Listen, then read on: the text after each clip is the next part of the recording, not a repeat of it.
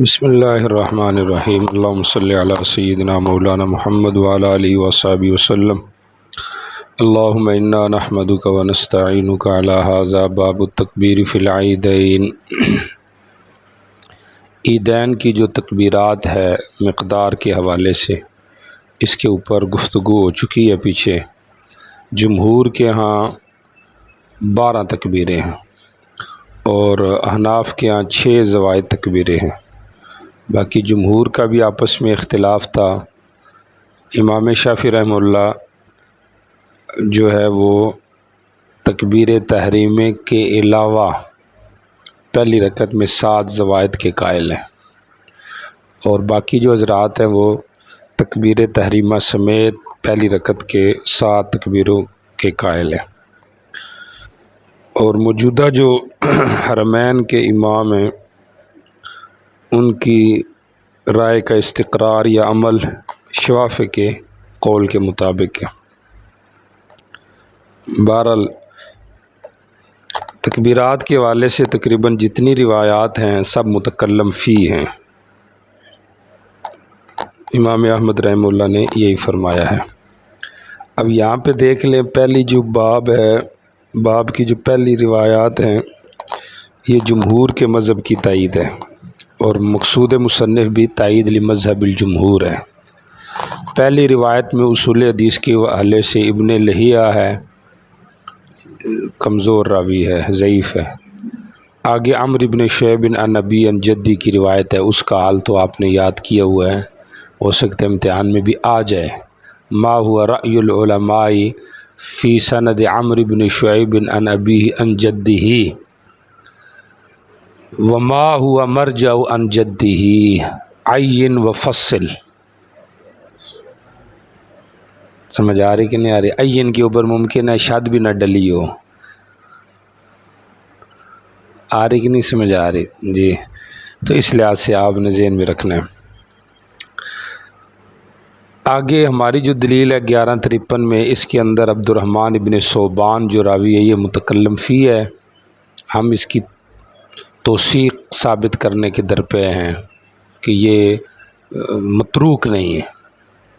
جو راوی متروک نہ ہو، قابل جرح ہو، تو اس کی روایت حسن درجے کی بن جاتی ہے۔ مکحول کے اوپر بھی ان کا اشکال ہے، بلکہ ابو عائشہ پر، کہ یہ جو ہے نا یہ مکحول اس سے روایت میں متفرد ہے، تو اس لحاظ سے یہ درست نہیں ہے۔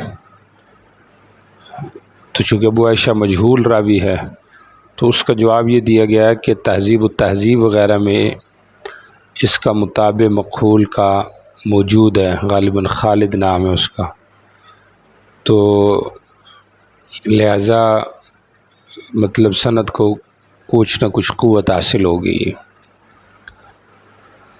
بہرحال یہ ہماری دلیل تھی حدیث ابو عائشہ ابو داؤد شریف میں، اور اس کے علاوہ مصنف عبد الرزاق میں یہی روایت ہے، اور اس کے اندر آخری جو بات کی ہے وہ حضرت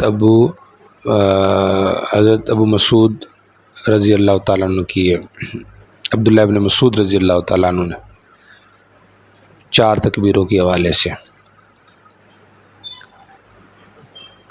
کان یکبر 4 تکبیرۃ علی الجنازہ، یہاں پہ جو لفظ ہیں جنازے کے اوپر تکبیرات کی طرح 4 تکبیریں کہی۔ سمجھ آ رہی؟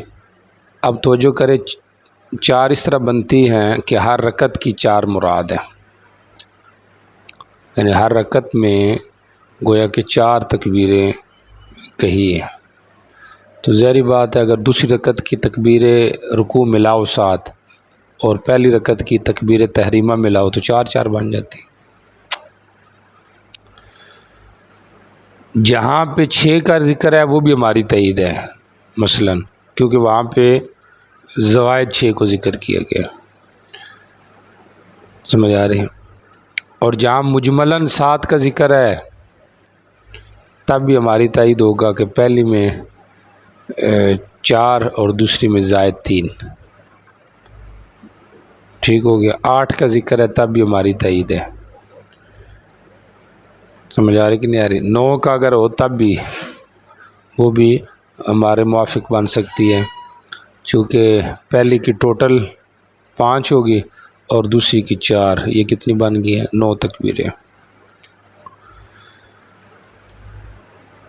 باقی ان میں رفع یدین ہے یا نہیں یہ بھی پیچھے گزر چکی کی بات۔ حضرت امام مالک رحمہ اللہ اور حضرت امام ابو یوسف رفع الیدین فی تکبیرات العیدین کے قائل نہیں ہیں، احناف قائل ہیں۔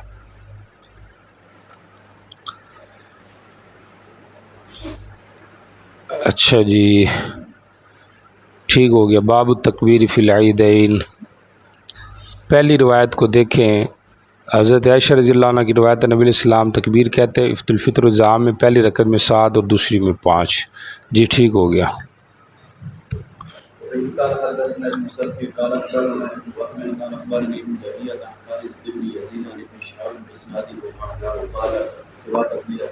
ٹھیک ہو گیا۔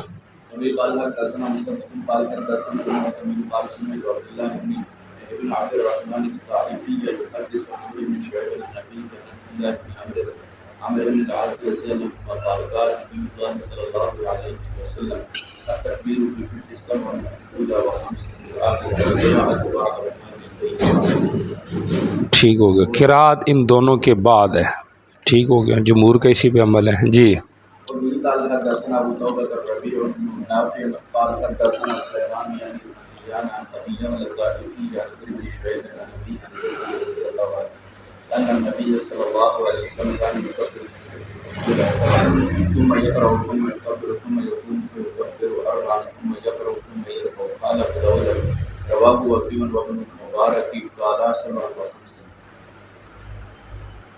ٹھیک ہو گیا۔ اب پہلی میں 7 ہے، پھر کھڑے ہو کے 4 تکبیریں کہتے، پھر قرات کرتے، پھر رکوع کرتے، تو یہاں پہ رکوع کے علاوہ 4 کا ذکر ہے۔ ٹھیک ہو گیا۔ بعض نے سبعا و خمسا بھی نقل کی ہے پہلی رکعت میں، یا مجموعہ انہوں نے کٹھی بتا دی ہے، سبع و خمس، یعنی پہلے میں 7 اور دوسری میں 5۔ جی ٹھیک ہو گیا۔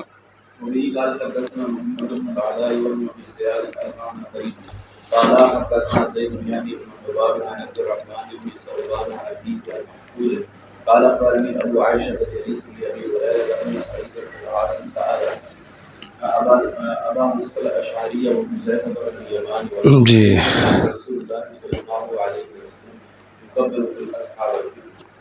کیسے تکبیرات کہتے تھے؟ جی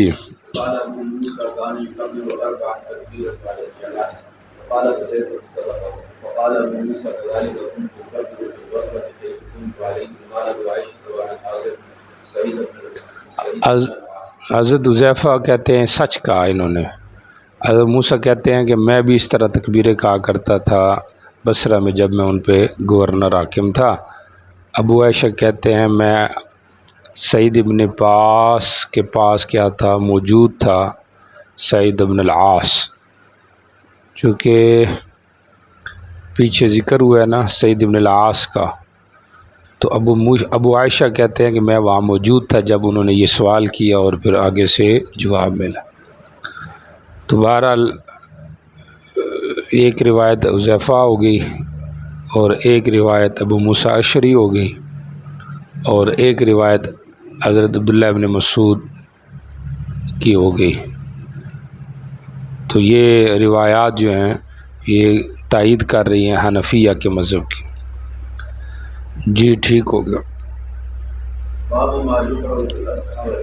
کیا پڑھنا چاہیے پیچھے گزر چکا ہے، سورہ اعلیٰ اور سورہ غاشیہ کا ذکر، یہاں پہ اور بھی ذکر آ رہا ہے، تو احیاناً وہ پڑھتے تھے احیاناً یہ پڑھتے تھے۔ جی چلیں۔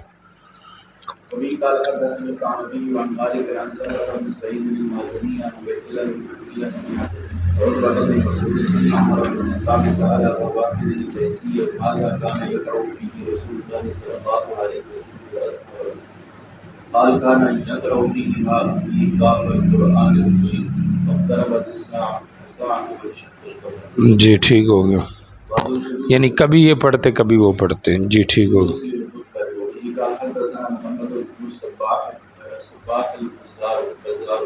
قال حدثنا الفضل بن موسى السيناني قال حدثنا ابن جريج عن ابراهيم عن عبد الله بن حسان رضي الله عنه قال شهدت مع رسول الله صلى الله عليه وسلم العيد فلما قضى الصلاه قال انا احضر فمن احب ان يجلس للخطبه فليجلس ومن احب ان يذهب فليذهب قال ابو داود قال الرسول.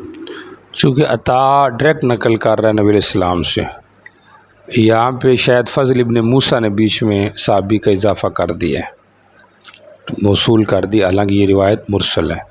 میں نبی علیہ السلام سے عید میں حاضر ہوا، جب آپ نے نماز پوری کر دی تو آپ نے فرمایا ہم خطبہ دیتے ہیں، جو پسند کرتا ہے خطبے کے لیے بیٹھے تو بیٹھے، جو جانا چاہتے جائے۔ تو اختیار ہے جمعے کا خطبہ سننے میں، یعنی مطلب سننا واجب نہیں ہے، یعنی نہ واجب ہونے کا مطلب جا سکتا ہے، وہاں بیٹھا ہے پھر تو استماع واجب ہے۔ امام داؤد کہتا ہے یہ روایت مرسل ہے۔ جی ٹھیک ہوگا۔ باب الخروج الى العيد في طريق ويرجع. عید کے لیے جا رہا ہے ایک رستے سے آئے، واپسی میں دوسرے رستے سے جائے۔ امام ابن حجر کہتے ہیں رحمہ اللہ اس کی بہت ساری وجوہات، تقریباً 20 میرے اوپر منکشف ہوئی ہیں، سبحان اللہ۔ ان میں ایک غلبہ اسلام بھی ہے، سمجھ آ رہی؟ اب ظاہر بات ہے کوئی ادھر سے آ رہا ہے کوئی ادھر سے جا رہا ہے، اب جو کافر ہے دیکھیں گے یار اتنے بندے آ گئے ہیں، سمجھ آ رہی کہ نہیں؟ حصول برکت بھی ہے، کثرت ثواب بھی ہے، بات سمجھ آ گئی نہیں؟ کثرت تکبیرات بھی ہے، ظاہر بات تکبیرات کہتے آتے ہوئے واپس جانا ہے، اور کثرت لقاء المسلمین بھی ہے، اور کثرت شہود بھی ہے کہ جہاں جا سے جائے گا قیامت والے دن وہ جگہ کیا دیں گی؟ گواہی دیں۔ تو یہ وحدت ہے، اور پھر افتراق اس طریقے سے، تو یہ دشمن پہ کیا ڈالے گا؟ روب ڈالے گا۔ تو اس میں یہ حکمت بھی ہے۔ تو خروج الی عید سے بھی یہی ہے کہ عید کے لیے باہر جانا چاہیے، تب بھی دبدبا پڑے گا، سمجھ آ رہے کہ نہیں آ رہے؟ اور پھر جب واپس آئے تو دوسرے طریقے سے آئے۔ جی ٹھیک ہو گیا۔ وبه قال حدثنا عبد الله بن مسلمة قال حدثنا عبد الله يعني ابن عمر عن نافع عن ابن عمر رضي الله عنهما عن رسول الله صلی اللہ علیہ وسلم اخذ يوم العيد في طريق ثم رجع في طريق آخر. ٹھیک، دوسرے طریقے سے پھر آپ واپس ہوئے راستے سے۔ جی ٹھیک ہو گیا۔ جی باب اذا لم يخرج الامام للعيد من يومه يخرج. عید والے دن عید رہ گئی، اب اگلے دن پڑھیں۔ احناف تو یہ کہتے ہیں کہ عید الاضحیٰ میں تیسرے دن تک ہو سکتی ہے، پہلے دن رہ گئی دوسرے دن، اگر وہ کسی وجہ سے رہ گئی بارش تھا نہیں اگلے دن، اور جمہور کیا صرف دوسرے دن پڑھی جا سکتی ہے، تیسرے دن نہیں، سمجھ آ رہی؟ پھر کیا کہتے اس کو، یہ رائے ہے کیا کہتے اس کو دوسرے دن پڑھنا جمہور کی، سمجھ آ رہی؟ کہ اگر پہلے دن رہ گئی ہے تو اس کو کیا کیا جائے؟ دوسرے دن ادا کیا جائے۔ اور عید کا جو وقت ہے یہ تو پیچھے گزر چکا ہے کہ وہ وقت الزوال ہے، تو زوال کے وقت سے رہ گئی تو سمجھو وہ رہ گئی۔ پھر ایک ہے مجموعی رہنا اور ایک ہے انفرادی رہنا، دونوں مسئلے الگ الگ ہیں۔ اگر انفرادی رہ گئی ہے عید کی نماز تو پھر احناف کے ہاں تو وہی ہے، قضا اس کی ہے ہی نہیں، کیونکہ اس کے لیے جماعت شرط ہے، تو وہ جماعت نہیں تو پھر کیسے قضا کرے گا؟ امام احمد فرماتے ہیں کہ اگر قضا اسی دن کرے تو منفردن کر لے، اگر وہ دن چلا گیا تو اگلے دن با جماعت ہو سکتی ہے، ویسے نہیں ہو سکتی۔ یہی ہے کوئی اور لوگ پڑھ رہے تھے مثلا فرض کرے تو یہ جا کے پڑھ لے ان کے ساتھ، کسی اور علاقے میں چلا گیا جہاں اب عید نہیں ہوئی تھی تو ادھر پڑھ لے با جماعت۔ اور امام مالک اور امام شافعی رحمہ اللہ کہتے ہیں کہ منفردن بھی پڑھ سکتے ہیں، انفرادی بھی عید کی قضا ہو جائے گی بغیر اجتماع کے بھی۔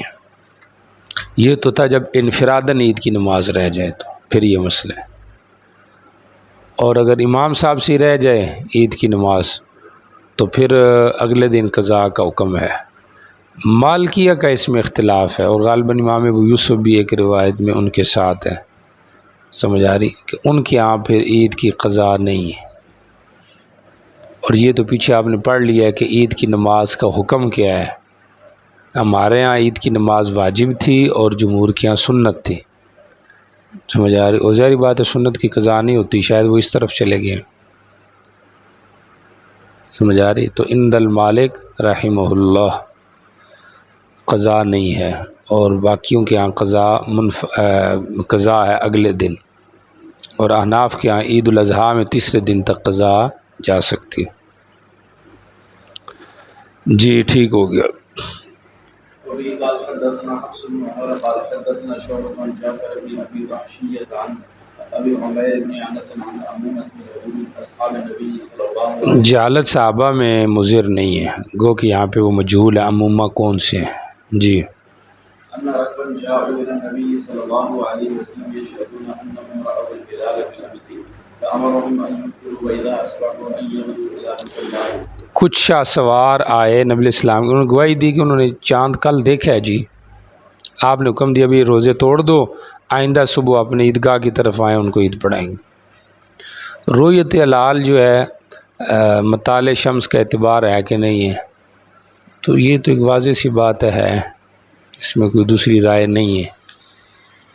کیونکہ یہاں پہ دو قول ہیں حنفیہ کے، امام صاحب سے مشہور یہ قول ہے کہ اختلاف مطالع کا اعتبار نہیں ہے، سمجھ آ رہی، اور صاحبین کا قول یہ کہ اعتبار ہے، فتویٰ صاحبین کے قول پر ہے۔ تو جب فتویٰ اس پر ہے تو آج بھی بعض علماء بیچارے یہ کہہ رہے ہوتے ہیں جی وہ ہم نے سعودیہ والوں کے ساتھ کرنی ہے، سمجھ آ رہی ہے، تو جب چاند نظر آ گیا ہے تو اختلاف نہیں ہونا چاہیے۔ دوبارہ یہ عجیب سی بات ہے، سمجھ آنے والی نہیں، چونکہ یہاں پہ تو کچھ ایسے بھی علاقے ہیں جہاں شام ہے، ادھر ہمارے ہاں رات کو جہاں رات ہوئی ہے وہاں دن ہے، تو ان کے یہاں کے تو ابھی سبب بھی متحقق نہیں ہوا افطار کا، روزہ ختم ہونے کا، وہ تو روزہ پورا کریں گے، سمجھ آ رہی۔ پھر اگر ادھر عید ہے دن کو تو ادھر رات ہے، تو اس لحاظ سے یہ کوئی بات جڑتی نہیں ہے، تو اس کے اوپر خام خواہ کی گفتگو کرنے کی بھی ضرورت نہیں ہے۔ ایک چیز کی ضرورت ہی نہیں ہے تو لوگوں کو پھر پرانے مسئلوں پہ لا کے ان کو تشویش میں مبتلا کیا جائے، سمجھ آ رہے کہ نہیں آ رہے۔ اختلاف مطالع کا اعتبار ہے، باقی ہے کہ افغانستان میں نظر آ کے پاکستان میں نہیں آیا، انہوں نے کھایا ہے تو یہ کھاتے ہیں تو کھاتے رہیں، آپ بھی کھا لیں ساتھ، یہ ذمہ داری تو حکومت پہ عائد ہے نا، چونکہ آج کل شخصی رویت ہے ہی نہیں، ممکن بھی ایسے سمجھے نہ ہونے کے برابر ہے، چونکہ لوگوں کو وہ انداز ہی ختم ہو گیا، چاند دیکھنے کی وجہ سے ان کو پتہ ہی نہیں چلتا چاند نظر آیا کہ نہیں آیا، پھر یہ روشنی اتنی ہو گئی ہے اور ہم نظریں کمزور ہو گئی ہیں، یہ کثرت روشنی کی وجہ سے جو اصل جو روشنائی ہے انسان کی تیز وہ تقریباً ختم ہو گئی ہے، تو اب ادھر بہت روشنی ہے، اب باہر جب ہم جائیں گے تو ہمیں وہ اس طریقے سے نہیں نظر آئے گا۔ تو جب ایک چیز حکومت کے ذمہ وہ کہہ رہی ہے کہ بھی نہیں نظر آیا تو ٹھیک ہے، نہیں نظر آیا۔ ہاں اگر آپ سمجھتے ہیں کہ میں پشاور میں رہ رہا ہوں اور ادھر کے علماء نے کہا ہے کہ صبح عید ہے یا صبح روزہ ہے اور امید ہے ان کی بات ٹھیک ہوگی، تو آپ ان کی رائے پہ عمل کر لیں، نہ رکھیں حکومت کے ساتھ، کیونکہ جہاں پہ اجتہادی مسئلہ ہو تو اتباع حکومت کی لازمی بھی نہیں ہے، وہ خط ہے۔ لیکن ایک آدمی اگر ہے پشاور کا آیا وہ اسلام آباد میں ہے اور وہ یہ کہے کہ جی ادھر نظر آ گیا تو میں ادھر ہوں تو لہٰذا میرے اوپر بھی لازم ہے، تو جہاں انسان ہوتا ہے وہاں کے احکام اس پہ لاگو ہوتے ہیں۔ اچھا جی ٹھیک ہو گیا۔ قال حدثنا حمزة بن نصير قال حدثنا ابن ابي مريم قال حدثنا ابراهيم بن سويد قال اخبرني يوسف بن ابي يحيى قال اخبرني اسحاق بن صالح مولى نوفل بن عدي اخبرني بشر الانصاري قال كنت اعمل مع رسول الله صلى الله عليه وسلم فنسلك بطنا حتى ناتي المصلى ونصلي مع رسول الله صلى الله عليه وسلم ثم نهي البانی رحمہ اللہ نے اس کی تضعیف کی ہے حدیث کی، شاید اس میں جو راوی ہے یہ اسحاق، یہ متکلم فی راوی ہے، بہرحال سند کے حوالے سے تو یہ بات ہوگی، اس بات ترجمہ اس کا نہیں ہے، کیونکہ یہاں پہ یہ نہیں لکھا ہوا کہ یعنی حدیث میں کوئی ایسی بات نہیں ہے جس کا تعلق عنوان کے ساتھ ہو۔ ترجمہ دیکھ لیں پھر دیکھتے ہیں اس کو۔ بکر ابن مبشر الانصاری کہتے ہیں کہ میں نبی علیہ السلام کے ساتھ صبح صبح عیدگاہ کی طرف گیا، یوم الفطر اور یوم الاضحیٰ کے دن جاتا تھا، مقصد ہم بطن بطحان سے جاتے یہاں تک عیدگاہ پہنچتے، نبی علیہ السلام سے نماز پڑھتے، پھر بطن بطحان سے واپس آتے اپنے گھروں کی طرف۔ سمجھ آ رہی؟ تو بطن بطحان سے ہی واپس آتے، سمجھ آ رہی؟ تو کیا مطلب، یعنی وہ بطحان چونکہ کیسا رستہ تھا، جو مین رستہ تھا، تو اس لیے وہاں پہ آ کے ہمارا جوڑ جاتے آتے ہوئے ہو جاتا، اور اختلاف رستے کا وہ اس کے علاوہ باقی جگہوں پہ ہوتا ہوگا۔ سمجھ آ رہی کہ نہیں آ رہے؟ تو یہ مضر نہیں ہے اس سے کہ لو جی رستہ بدلنے کا یہ مقصد تو نہیں ہے کہ وہ پہلے والا رستہ سرے سے ہو ہی نہیں۔ اب ایک آدمی گھر کا اگر رستہ ایک ہے تو وہ پھر کیا کرے؟ سمجھ آ رہی کہ نہیں آ رہے؟ مطلب حد الامکان کوشش کرے کہ کچھ نہ کچھ رستے میں تغیر آ جائے۔ باقی یہاں پہ کوئی ذکر نہیں ہے کہ آپ نے اگلے دن جو عید کی نماز پڑھی، تو اصل میں اس کا تعلق پچھلی روایت عنوان کے ساتھ ہے، ناسخ کا تصرف ہے عید کی طرف نکلنے کا، کہ آپ عید باہر جا کے پڑھتے ہیں، عید کی نماز کیا کرتے ہیں؟ باہر جا کے پڑھتے ہیں، تو اس میں اس کا ذکر ہے۔ جی چلیں، عید کی نماز کے بعد نماز، اس کا یہاں پہ کیا آ رہا ہے؟ ذکر آ رہا ہے۔ جی چلیں،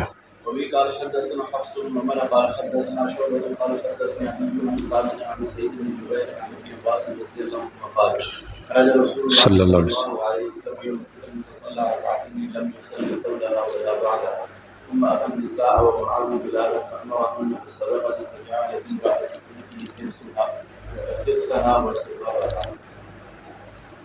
سند تو ٹھیک ہے اس کی، مقصود مصنف بھی عید کی نماز کے بعد نماز کی ممانعت کا ذکر ہے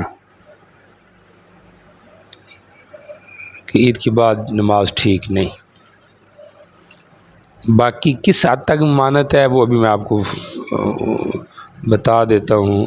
اس بات ترجمہ بھی بالمعنی ہے۔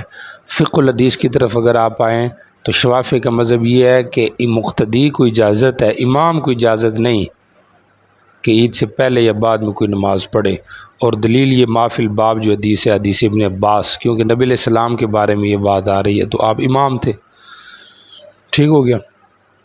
یہ شافعیہ کا مسلک ہے۔ امام احمد رحمہ اللہ کہتے ہیں کہ عیدگاہ مخصوص جگہ میں نہ پڑھے، عیدگاہ کی جو خاص جگہ ہے اس سے تھوڑا ہٹ کے پڑھے تو لا باس۔ سمجھ آ رہی؟ اور مالکیہ کہتے ہیں کہ امام کے حق میں تو مطلق ممانعت ہے، کما قال الشافعی رحمہ اللہ، اور مقتدیوں کے حق میں تب ممانعت ہے جب کہ عید پڑھی گئی ہو عیدگاہ میں، اگر مسجد میں پڑھی گئی ہو تو پھر کوئی حرج نہیں۔ اور احناف کی ممانعت عام ہے، مقتدی ان دونوں کے حق میں پہلے بھی نہیں پڑھی جا سکتی اور بعد میں عیدگاہ میں نہیں، گھر آگے پڑھ سکتے۔ ہوگی بات؟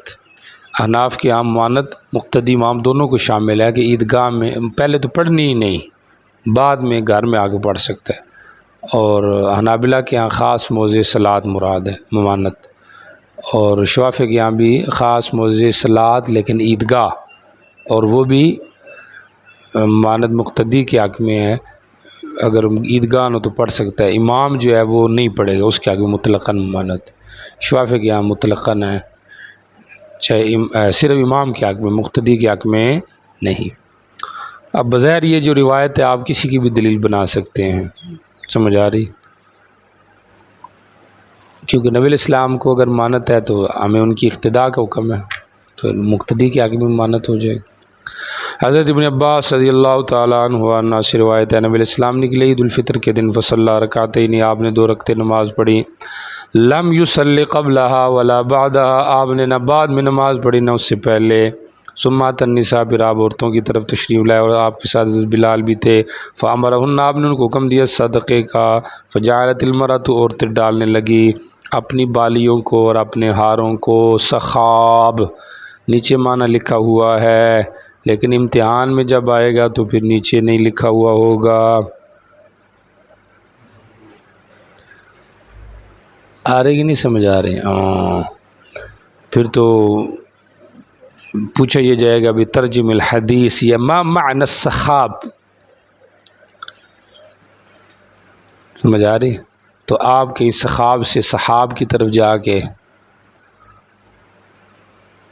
بادلوں پہ نہ پہنچ جائے تو نیچے نیچے رہنا ہے۔ آ رہی کہ نہیں سمجھ آ رہی؟ جی چلے جی۔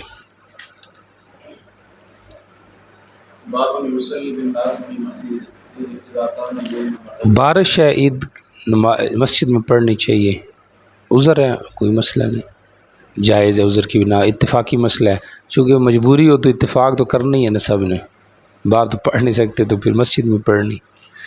اچھا حکم معلل بالعلت ہی ہے ویسے، سمجھ آ رہی؟ مثلا بارش ہے، کرفیو ہے، فرض کریں باہر نہیں جانے دے رہے تو پھر مسجد میں پڑھنے، اور جگہ کون سی ہے؟ سمجھ آ رہا ہے؟ ایسے ہی اس کو مزید وسعت کریں گے، عذر ہے، مثلا مسجد کی اکثر نمازی وہ معذور ہے، باہر نہیں جا سکتے تو مسجد میں بھی ہو جائے گی۔ بارہ انفیہ کا جو اصل مسئلہ ہے وہ تو یہی ہے کہ باہر پڑھنی چاہیے، تو باہر ہی پڑھنی چاہیے، جتنا ممکن ہو سکے باہر جانا چاہیے، سمجھ آ رہی کہ نہیں آ رہی؟ چونکہ ہمیشہ نقصان وہاں سے اٹھتا ہے جہاں بے اعتدالی پائی جاتی ہے، پھر ایک دوسرا فریق جنم لیتا ہے، وہ کہتا ہے یار اس میں یہ نقص ہے، یہ نہیں ہونا چاہیے، لہٰذا میں اپنا رستہ الگ کرتا ہوں تاکہ میرے اندر یہ نہ ہو، اب وہ اس سے بچاتا ہے لیکن اور نقص میں شامل ہو جاتا ہے۔ اس لیے حضرت لدھیانوی جو تھے، رشید احمد لدھیانوی رحمہ اللہ، ان کی رائے یہ تھی کہ مدرس کو مدرسے کے اصول کے مطابق چلتے رہنا چاہیے، گزارا کرنا چاہیے، کیونکہ اگر وہ یہ کہے کہ ادھر یہ ہے ادھر یہ ہے، میں اپنا مدرسہ بناؤں گا، میں یہ کروں گا وہ کروں گا، تو ادھر بھی خامی ہے تو ادھر بھی خامی ہوں گے۔ آ رہی کہ نہیں سمجھ آ رہے؟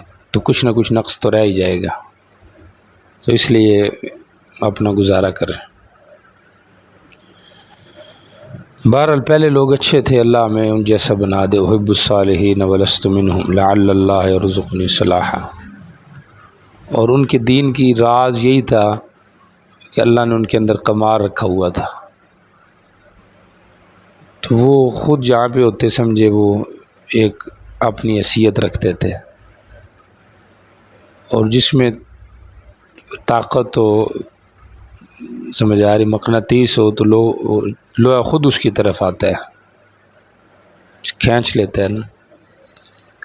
تو یہی حالت ہے کہ ہمیں اپنے اندر کمال پیدا کرنا چاہیے، جب کمال ہوگا ظاہر بات ہے اس میں اپنا محنت شوق دخل بھی ہوتا ہے، اللہ کی طرف سے فضل بھی ہوتا ہے، تو پھر یہ ہوتا ہے کہ خود بخود ہو جاتا ہے، ورنہ یہ ہوتا ہے کہ دوریاں پیدا ہوتی ہیں۔ اور دین کا تو ایک عجیب سا نظام ہے، یہ بڑا عجیب سا کام ہے، یہ بڑی طہارت اور پاکیزگی کو چاہتا ہے، سمجھ آ رہی؟ اس میں چلاکی تو تیزی چلتی نہیں کہ بندہ کہ لو جی میں تیز ہوں میں یہ کر لوں گا۔ بعض بندوں کو ہم سمجھتے ہیں وہ تیز ہیں، وہ تیز ہوتے ہیں لیکن وہ ان کا اخلاص ہوتا ہے جو ان کو تیز بنا دیتا ہے، یا اس سے ان کو تیز سمجھا جاتا ہے،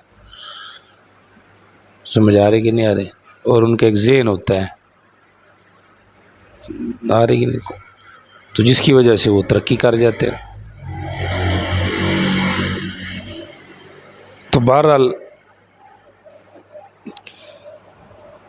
یہاں پہ آ رہا ہے کہ بارش کا دن ہو تو مسجد میں نماز عید کی پڑھنا تو جائز ہے۔ جی چلے جی۔ قال حدثنا هشام بن عمار قال حدثنا الوليد قال حدثنا طويل سليمان قال حدثنا علي بن يوسف قال حدثنا الوليد بن مسلم قال حدثنا رجل من الفرويين وسماه الربيع في حديثه سمع عبد العال بن ابي ثروه سمع ابا يحيى وعبد الله تاميا يحدث عن ابي هريره انه اصابه مطر في يوم العيد فصلى به النبي صلى الله عليه وسلم سندن یہ روایت بھی کچھ کمزور ہے، چونکہ اس میں جو عیسیٰ ابن عبد العال وغیرہ روات ہیں یہ متکلم فی روات ہیں، لیکن ضعیف ہونے کا معنی متروک نہیں، سمجھ آ رہی کہ نہیں آ رہی؟ یحدث عن ابی ہریرہ نبی صلی اللہ علیہ وسلم رضی اللہ تعالیٰ عنہ سے نقل کرواتے ہیں کہ انما صحابہ مطرون، عید کے دن ان کو بارش پہنچ گئی تو نبی علیہ السلام نے ان کو نماز پڑھائی عید کے دن مسجد میں۔ باہر جا کے عید کی نماز پڑھنا یہ جمہور کی یہاں سنت ہے۔ شافعیہ کا مذہب یہ ہے کہ باہر جانا سنت نہیں، وہ کہتے ہیں باہر ضرورت کی بنا پہ آپ گئے تھے، چونکہ مسجد نبی تنگ تھی، اتنے بندے تھے، اب تو باہر ہی جانا تھا۔ آ رہی کہ نہیں سمجھ آ رہی؟ تو کچھ رائے ان کی بھی اپنی جگہ پہ قابل قدر ہے، لیکن بارہ پوری نہیں بنتی۔ اس کی وجہ یہ ہے کہ اگر اب جمعے میں بھی تو نمازی زیادہ ہوتے تھے، لیکن جمعے میں بھی تو آپ ادھر ہی پڑھتے تھے عید۔ اتصال صفوف ضروری ہے نا، یہ تو نہیں کہ سب کے لیے برآمدہ یا مکان ایک ہو۔ جب اتصال صفوف ہے، باہر کھڑے ہو جائیں تب بھی ٹھیک ہے۔ یہ اہمیت کے لیے آپ یوں کہہ دیں آپ تھوڑا سا باہر ہو جاتے، آپ اتنا باہر چلے گئے کہ باقاعدہ آپ ادھر ہی جاتے، تو یہ اس کو بتا رہا ہے کہ باقاعدہ اہتمام سے باہر جانا چاہیے۔ جی چلیں۔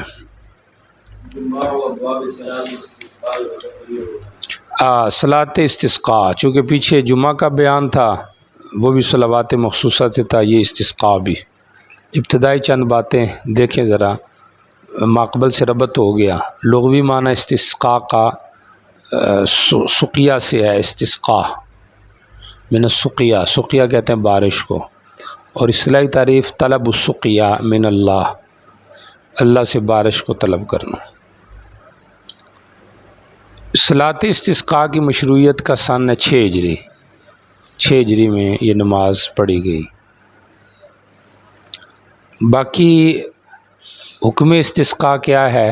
جمہور کے ہاں یہ خلفاً سلفاً یہ سنت ہے، ثابت ہے۔ امام صاحب رحمہ اللہ سے 2 روایتیں ہیں، سرے سے ہی نماز نہیں استسقاء کی، دوسرا یہ ہے کہ باجماعت نہیں ہے، انفراداً کوئی پڑھے تو پڑھ سکتا ہے۔ صحابین جو ہے وہ ہیں امام جمہور کے ساتھ کہ استسقاء باجماعت نماز ہے۔ دلائل میں اگر آپ آئیں تو توجہ رکھیں، جمہور کی دلیل تو یہاں پہ بھی روایات آ رہی ہیں، ان میں حدیث عائشہ بھی ہے، حضرت ابن عباس بھی ہے، حضرت عبداللہ ابن زید ابن عاصم کی بھی روایت ہے، 3 روایات دلیل ہے جن کے اندر نبی علیہ السلام کا ذکر ہے کہ آپ نے 2 رکعتیں پڑھی استسقاء کے طور پر۔ امام صاحب رحمہ اللہ کی بھی دلیل اچھی ہے، امام صاحب کہتے ہیں وَاسْتَغْفِرُوا رَبَّكُمْ إِنَّهُ كَانَ غَفَّارًا، استغفار استغفار کوئی کہتے ہیں، طلب رحمت کو کہتے ہیں، دعا نماز کا ہونا سا ضروری۔ مزید دوسرا امام صاحب کہتے ہیں کہ سنت کہتے ہیں جو دائمی یا اکثری عمل ہو، سمجھ آ رہی؟ جبکہ ابن قیم رحمہ اللہ نے یہ 7 بعد کی بات جوڑ رہا ہوں ان کی تائید میں کہ 6 دفعہ استسقاء ثابت ہے آپ سے، 1 میں نماز ثابت ہے۔ تو امام صاحب کہتے ہیں کہ اگر 1 دفعہ صرف نماز پڑھی گئی ہے باقی نہیں پڑھی گئی تو مطلب اس کو آپ سنت نہ کہیں کہ یہ سنت ہے، سمجھ آ رہی ہے؟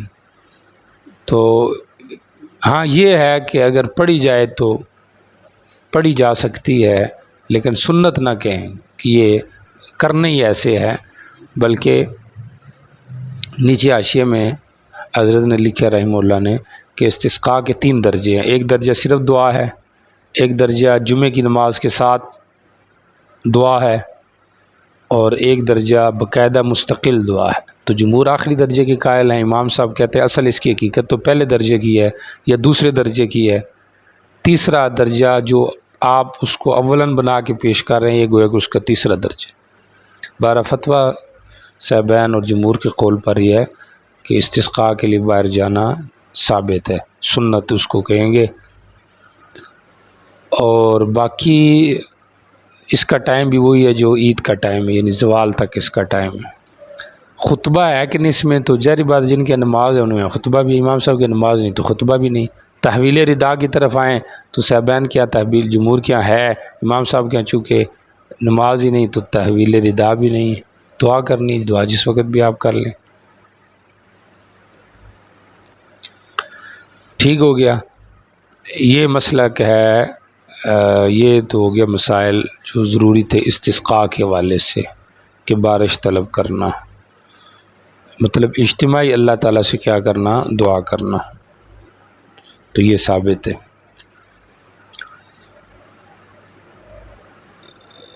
صحیحین کے اندر 3 روایتیں ہیں نا چونکہ، جس میں 2 رکعتوں کا ذکر ہے، تو ان میں ایک ہی روایت کو ذکر کیا گیا، عبداللہ ابن زید کی جو روایت ہے۔ باقی یہ جو روایتیں یہ سنن کی روایتیں ہیں، صحیحین کی روایتیں نہیں ہیں۔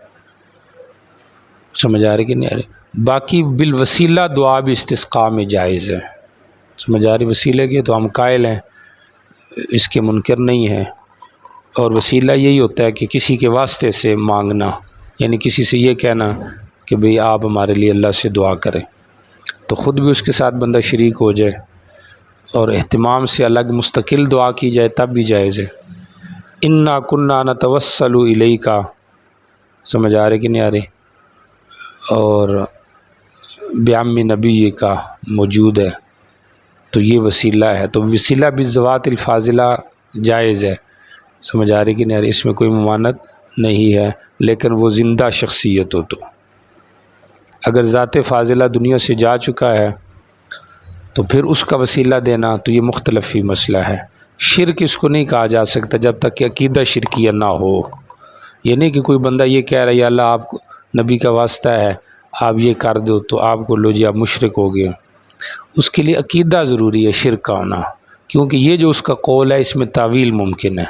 حضرت تقی عثمانی صاحب زیدہ مجدو نے تطبیق دینے کی کوشش کی ہے کہ جو لوگ وسیلہ بالذوات الفاضلہ کے قائل ہیں تو ان کا مطلب بھی یہ نہیں کہ یہ شخصیات اللہ کو مجبور کر دیتی ہیں، ان کا مقصد بھی یہ ہے کہ ہمارا ان سے ایک تعلق ہے اور وہ ایک نیک عمل ہے، تو گویا کہ معال نیک عمل ہی بن جائے۔ سمجھ آ رہی؟ فتوے میں احتیاط بڑی ضروری، فتویٰ تو لگانے نہیں چاہیے، سمجھ آ رہی کہ نہیں آ رہی؟ کیونکہ مقصد مارنا نہیں نا بندے کو، یا تو آپ نے پریشن کرنا ہے مارنا ہے پھر تو آپ فتویٰ لگائیں، مقصد اصلاح ہے، سمجھ آ رہی؟ باقی یہ بات کہ بغیر فتویٰ لگائے مسئلہ نہیں کھلتا تو یہ بھی اپنی جگہ پہ ہمارے کابرین سے ثابت ہے، لیکن وہ موقع موقع کی بات ہوتی ہے، سمجھ آ رہی کہ نہیں آ رہی؟ پھر دیکھنا بھی ہوتا ہے کہ کھولنا ہے یا اس کو توڑنا ہے، دونوں میں فرق ہے نا۔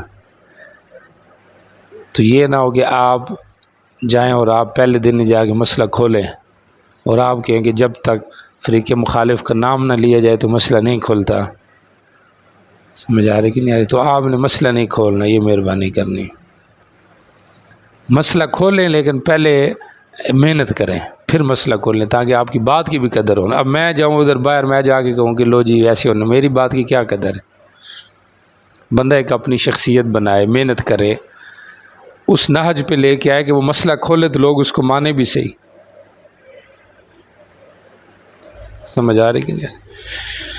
تو اس لحاظ سے پھر مسئلے کو بھی دیکھنا ہوتا ہے کہ اس کو کس حد تک کھولنا بھی ہے یا نہیں کھولنا۔ بہرحال یہ حالات موقع کی مناسبت سے کچھ اس کے لیے کوئی قاعدہ کلیہ نہیں ہے کہ آپ اس کو کسی خاص جگہ پہ چسپا کریں، یہ موقع کی مطلب یہ ہے کہ انسان عقل مندی سے اپنے آپ کو چلائے کہ وہ دین کی محنت اور کر سکے، آد ممکن تک کوشش کرے کہ گھی نکل جائے، ایسے ٹیڑھی انگلی نہ ہی کرنی پڑے تو بہتر ہے، سمجھ آ رہی کہ نہیں آ رہے؟ چیلنج کی تو ضرورت ہی نہیں، آ رہی کہ نہیں سمجھ آ رہے؟ چیلنج کی کوئی ضرورت نہیں، مناظروں کی بھی ضرورت نہیں ہے۔ باقی لوگ ہوتے ہیں تاشا دینے والے، تو ان سے انسان کو بچتے رہنا چاہیے، اکابر اور اسلاف کے نہج پہ کام کرنا چاہیے، ہمارا اصل جو دشمن ہے اس کو سامنے رکھنا چاہیے۔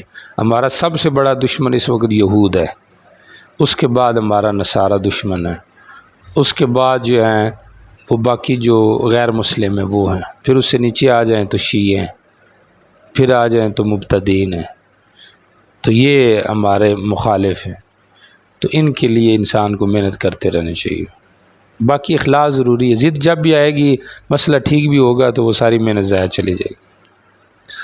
اچھا جی، یہ تو استسقاء کے والے سے، استسقاء میں جو قرات ہے وہ بالجہر ہے، یہ اتفاقی مسئلہ ہے، سمجھ آ رہی کہ نہیں آ رہی؟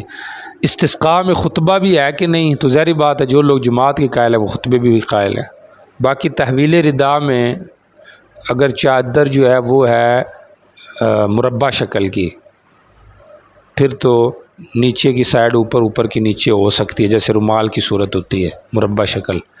اگر چادر ہے مدور، سمجھ آ رہی، تو ظاہری بات ہے مدور جو چادر ہے تو اس کا تو نیچے اوپر ہونا مشکل ہو جاتا ہے، تو اس لحاظ سے پھر اس کا صرف یہی ہے دائیں سے بائیں پکڑ کے دائیں سے بائیں کر دے، ایسے کر دے، یہ کافی ہے، سمجھ آ رہی۔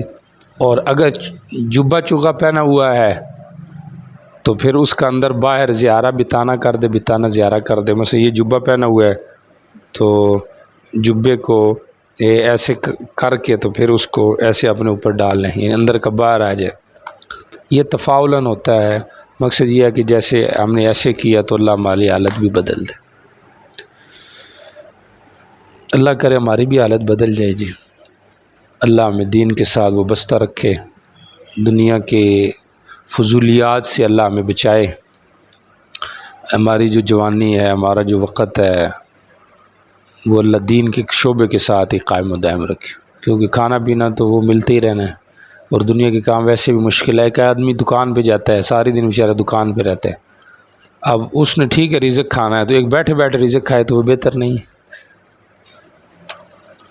اور دین سے وابستگی کسی نہ کسی بہانے سے اللہ جوڑی رکھے، یہ بڑا ایک کمال ہوتا ہے انسان کے ساتھ، اور دین کا شوق ذوق اللہ تعالیٰ میں، اور احیاء دین کے لیے اللہ ہمیں قبول کرے، غلبہ دین کے لیے، سمجھ آ رہی۔ اور آپس کی باہمی جو نفرتیں ہیں، قدورتیں ہیں، غیبتیں ہیں، اللہ تعالیٰ اس چکر سے ہمیں بچائے، اور عالم اسلام کے لیے، مسلمانوں کے لیے اللہ ہمیں عمل کرنے کی اور اس کے لیے ہمیں محنت کی توفیق عطا فرمائے۔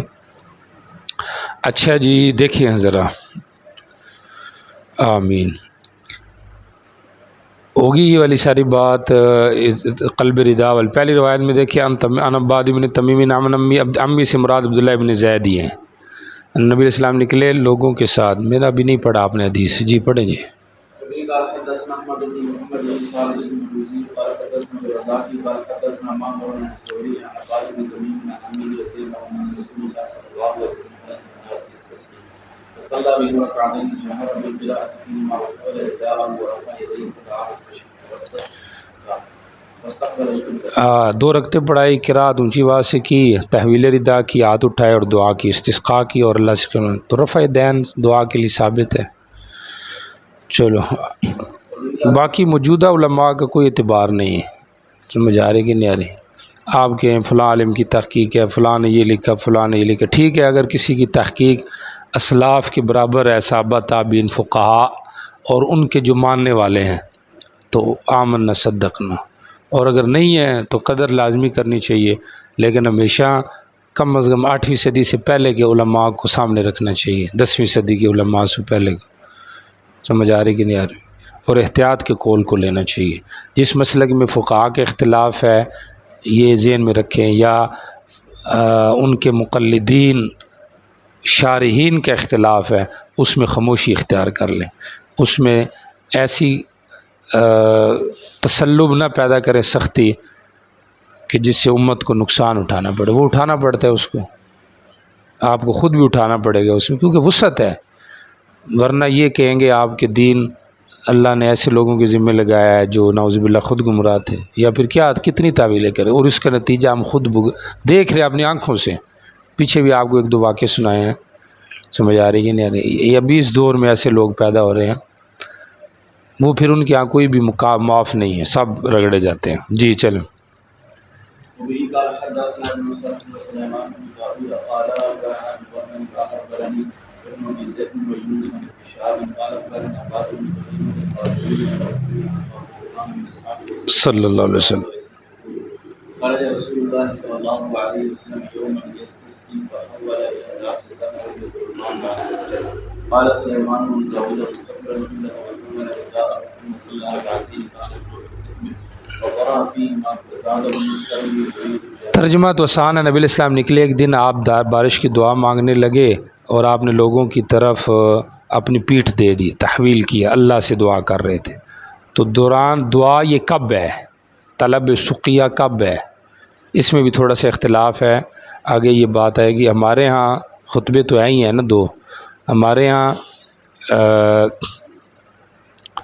جو خطبے ہیں ان میں پہلے خطبے میں تو خطبہ دے گا، دوسرا جب خطبہ آئے گا تو اس خطبے کے اندر تحویل ردا کرے گا اور قبلے کی طرف منہ ہو کے دعا کرے گا. سمجھ آ رہی؟ بلکہ نہیں، ہمارے ہاں کیا کہتے اس کو، جب منہ پیٹ کرے گا نا، منہ کرے گا قبلے کی طرف، تو دعا کرتے ہوئے تحویل ردا کرے گا. سمجھ آ رہی؟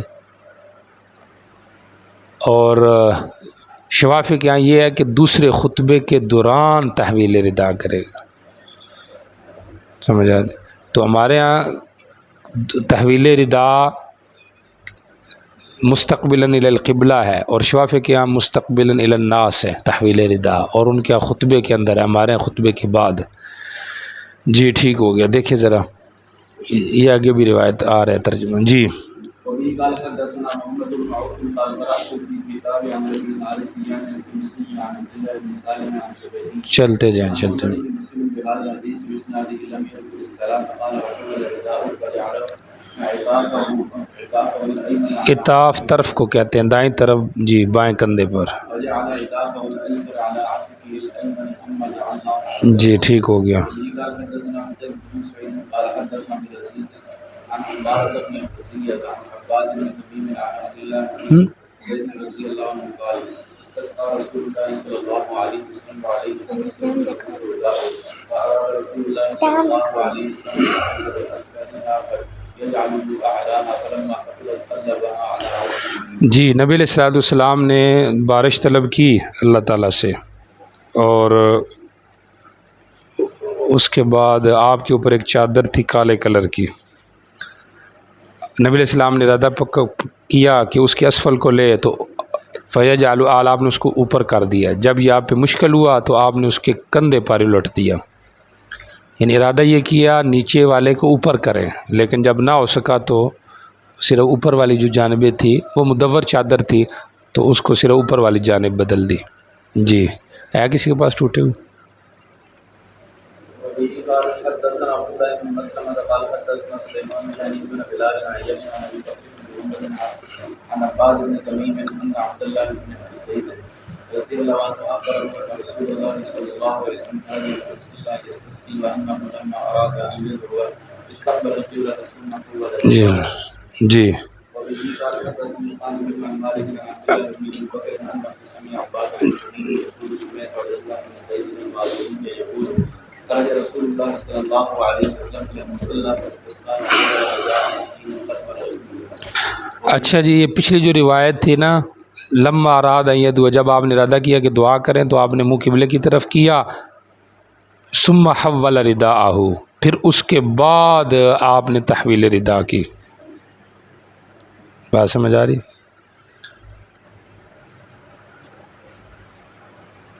تم استقبال کیا اور پھر تحویل ردا کیا. ٹھیک ہو گیا. تو اب یہاں پہ یہ چیز ہے کہ شوافی کے یہاں چونکہ خطبہ ثانیہ کے اندر تحویل ردا ہے تو اس لحاظ سے تو سمہ ثابت نہیں ہوتا ان کے مذہب میں، سمہ حول ردا ہو، تو ان کے بھی یہ مخالف ہے، اور ہمارے مذہب کے بھی یہ مخالف ہے. وہ اس لحاظ سے کہ آپ نے منہ قبلے کی طرف کیا اور پھر تحویل ردا کی، حالانکہ تحویل ردا ہمارے یہاں پہلے ہے اور استقبال قبلہ بعد میں.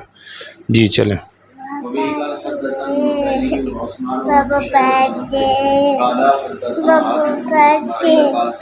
اچھا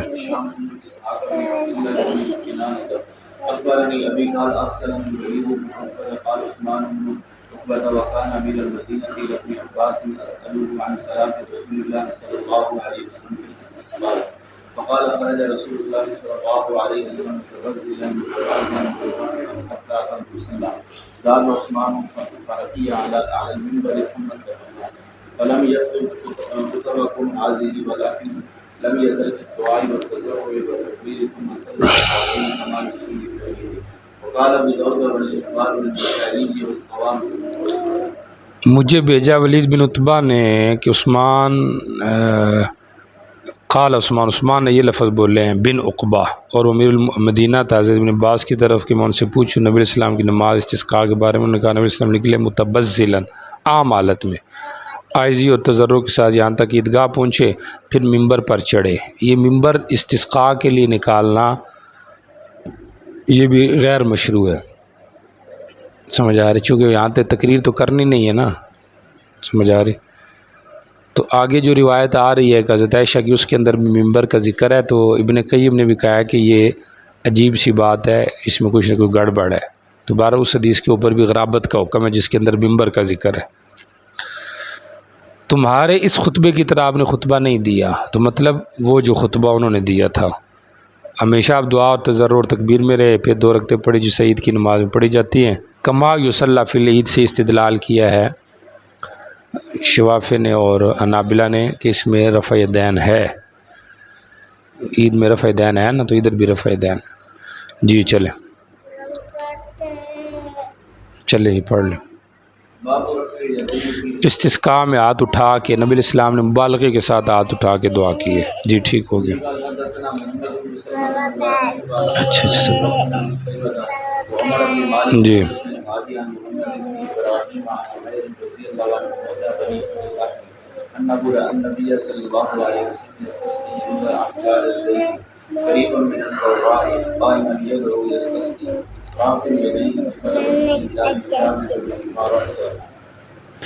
اچھا جی. نبی علیہ السلام کو دیکھا یہ عمیر مولا بنی عاب اللحم صحابی ہیں، تو یہ گوشت کھاتے ہی نہیں تھے، یا زمانے جاہلیت میں مشرک کی جو نظر نیاز ہوتی تھی اس گوشت کو نہیں کھاتے تھے.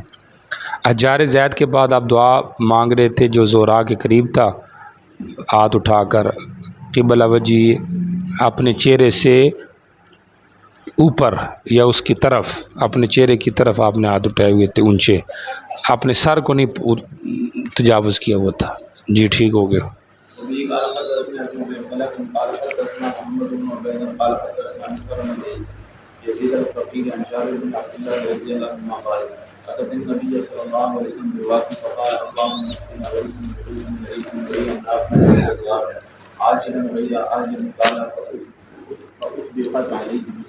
بواقیہ مطلب لوگ آئے رونے کے قریب تھے، رو رہے تھے. کہا اللہ نبی علیہ السلام نے پھر یہ دعا کی. انہوں نے کہا نا بارش نہیں ہے. بارش غیثن کا معنی مغیثن نفع دینے والی، مریعن معنی خوشگواری پیدا کرنے والی، مریعن کا معنی گھاس لانے والی. یہ مرعا سے ہے مریعن. ٹھیک ہو گیا. اور مریعن کا معنی خوشگوار. نافعن جو نافع ہو، نقصان نہ دے، جلدی ہو، دیر سے نہ ہو. فاطبقت آسمان ان پر امنڈ آیا، چھا آیا، یعنی فوراً بادل آ گئے. جی ٹھیک ہو گیا.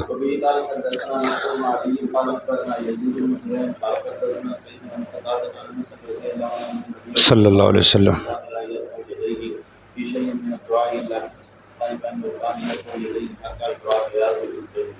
صرف استسقاء میں آپ رفع دین کرتے تھے، یعنی مبالغے سے. مطلق رفع دین کی نفی نہیں، کیونکہ وہ تو بہت ساری جگہ سے ثابت ہے، یہاں تک کہ ابتین کی جو سفیدی تھی وہ آپ سے نظر آنے لگی. ٹھیک ہو گیا. جی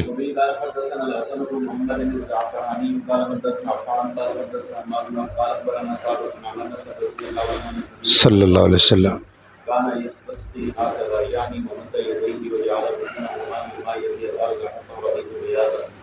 بطون آپ کر دی آپ نے اپنے بطون کو اس جانب جو زمین سے ملے ہوئے تھے، یعنی الٹ کر دیے. تفاؤلاً آپ نے ہاتھ بدل دی، ایسے کر دیے، یہاں تک کہ میں نے آپ کی بغلوں کی سفیدی کو بھی دیکھا. تو ایسے بھی کیا ہو اور پھر اونچے بھی کیا ہو، تو گویا کہ یہ کیا ہو گئی؟ تاسیس ہو گئی. اور اگر اس کو تاکید بنانا ہے تو پھر بعض نے کہا ہاتھ ایسے تھے، یہ جو بطون تھے یہ ایسے تک لے گئے، ایسے سمجھ بہت اونچے اٹھا دیے کہ گویا کہ یہ پیچھے زمین کی جانب ہو گئے. ٹھیک ہو گئے. جی چلیں.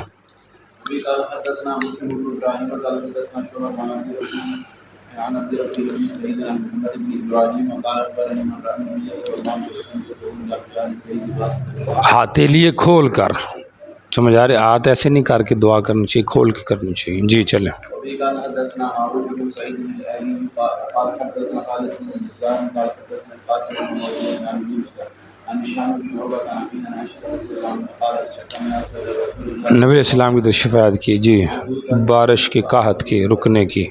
آپ نے ممبر کا حکم دیا، مصلی میں رکھا گیا. یہی وہ روایت ہے جو غریب ہے. جی لوگ نکلے.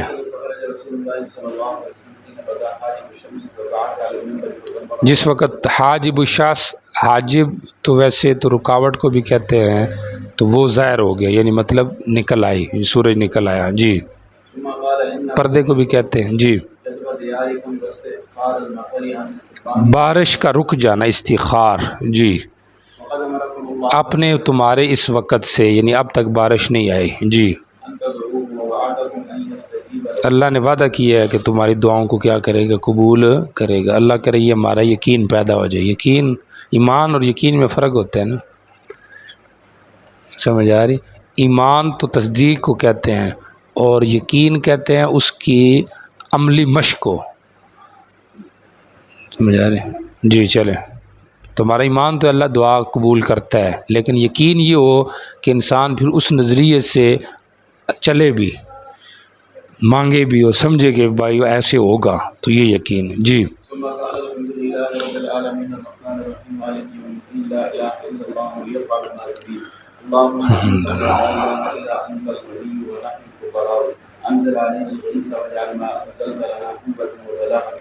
خیر تک، یعنی ایک وقت تک ہمارے لیے اس کو قوت بنا، اور بلاغ مانا ہمیں فائدہ پہنچانے والا بنا. جی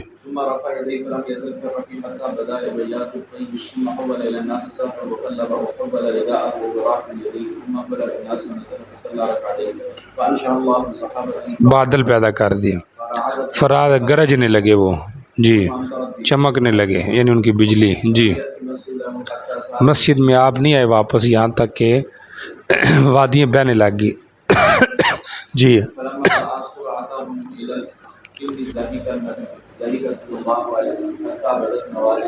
جی جب آپ نے لوگوں کی تیزی کن جگہ کی طرف دیکھی کہ لوگ تو بھاگ رہے ہیں چھپنے کی طرف. جی چلیں.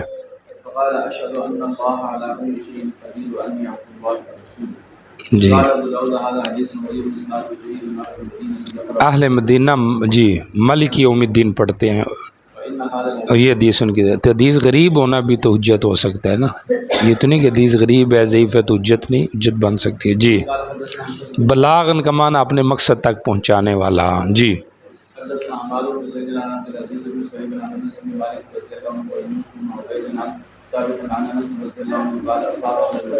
قحط، ٹھیک ہو گیا.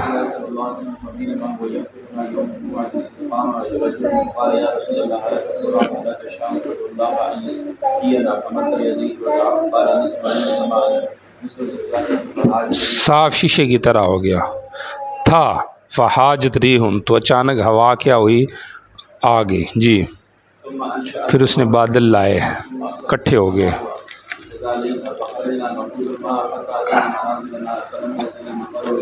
دوسرے جمعے تک چلتے رہے.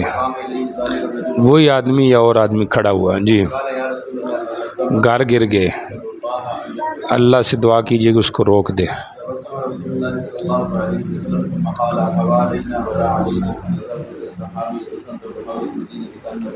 حولینا، حوالینا ایک ہی معنی ہے، ہمارے ارد گرد بارش کو اتار، ہمارے اوپر نہ اتار.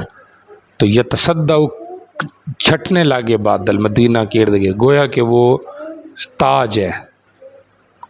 سمجھ آ رہی؟ اب اکلیل گویا کہ تاج ہے. اب تاج کیا ہوتا ہے؟ وہ خاص جگہ کو محیط ہوتا ہے، باقی جگہ خالی ہوتی ہے. تو اس طریقے سے، یا جیسے تاج کے اندر جگہ ہوتی ہے، وہ بیچ کے اندر کیا ہوتی ہے؟ اور قسم کی ہوتی ہے، یعنی گہری سی ہوتی ہے، اطراف میں وہ بلند ہوتی ہے. تو اس طریقے سے تھا کہ درمیان میں مدینے کے اندر کچھ نہیں تھا، سائڈوں کے اوپر سارے بادل چلے گئے. جی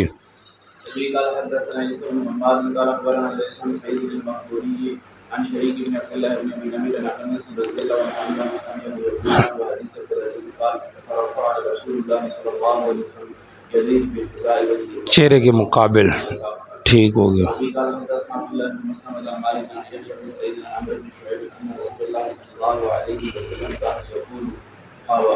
وفي قال حدثنا سالم بن صالح قال حدثنا علي بن خالد حدثنا سفيان بن يحيى بن سعيد عن ابن شعبة